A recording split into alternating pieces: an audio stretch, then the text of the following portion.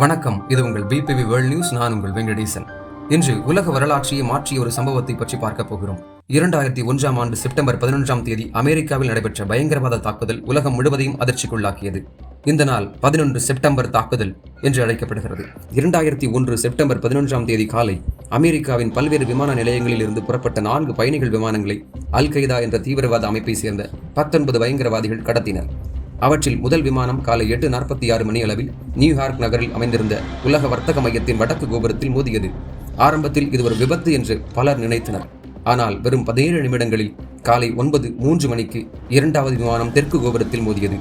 இதன் மூலம் இது திட்டமிட்ட பயங்கரவாத தாக்குதல் என்பது உலகிற்கு தெளிவானது. இந்த காட்சிகளை உலகம் முழுவதும் கோடிக்கணக்கான மக்கள் நேரலையில் பார்த்தனர். தாக்குதலால் கட்டிடங்களில் பெரும் தீ விபத்து ஏற்பட்டது. ஆயிரக்கணக்கான மக்கள் உள்ளே சிக்கிக் கொண்டனர். சிலர் உயிரை காப்பாற்றும் முயற்சியில் கட்டிடங்களில் இருந்து குதித்த சோகமான காட்சிகளும் உலகை உலுக்கியது. காலை 9:37 மணிக்கு 3வது விமானம் அமெரிக்க பாதுகாப்புத்துறையின் தலைமையகமான பென்டகன் கட்டிடத்தில் மோதியது.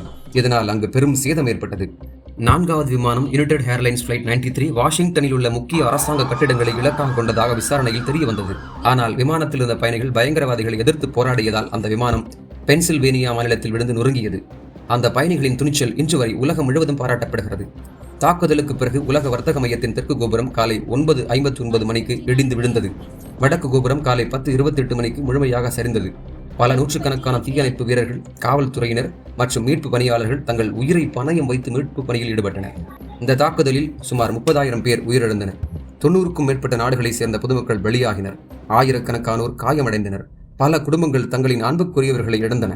இந்த தாக்குதலுக்கு பொறுப்பேற்றது அல்-கைதா அமைப்பு. அதன் தலைவர் ஒசாமா பின் லேடனை இந்த தாக்குதலின் முக்கிய மூளையாக அமெரிக்கா அறிவித்தது. இதனைத் தொடர்ந்து அமெரிக்க அதிபர் ஜார்ஜ் புஷ் இதை பயங்கரவாதத்திற்கு எதிரான உலகப் போர் என்று அறிவித்தார். Today we've had a national tragedy. 2 airplanes have crashed into the World Trade Center in an apparent terrorist attack on our country. சில வாரங்களிலேயே ஆப்கானிஸ்தானில் ராணுவ நடவடிக்கைகள் தொடங்கப்பட்டன. உலகம் முழுவதும் விமான நிலைய பாதுகாப்பு நடைமுறைகள் கடுமையாக்கப்பட்டன. உளவுத்துறை மற்றும் தேசிய பாதுகாப்பு அமைப்புகளிலும் பல மாற்றங்கள் கொண்டுவரப்பட்டன. 2011ஆம் ஆண்டு பாகிஸ்தானில் நடத்தப்பட்ட ரகசிய ராணுவ நடவடிக்கையில் ஒசாமா பின் லேடன் அமெரிக்க படையினரால் சுட்டுக் கொல்லப்பட்டார்.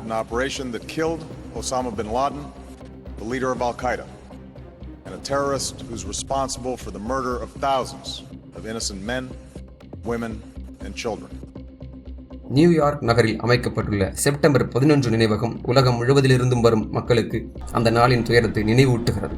மனித வரலாற்றில் மறக்க முடியாத ஒரு நாள். உலக பாதுகாப்பு அமைப்புகளை நிரந்தரமாக மாற்றிய ஒரு தாக்குதல், அதுவே செப்டம்பர் 11. இது உங்கள் பிபிவி வேர்ல்ட் நியூஸ்.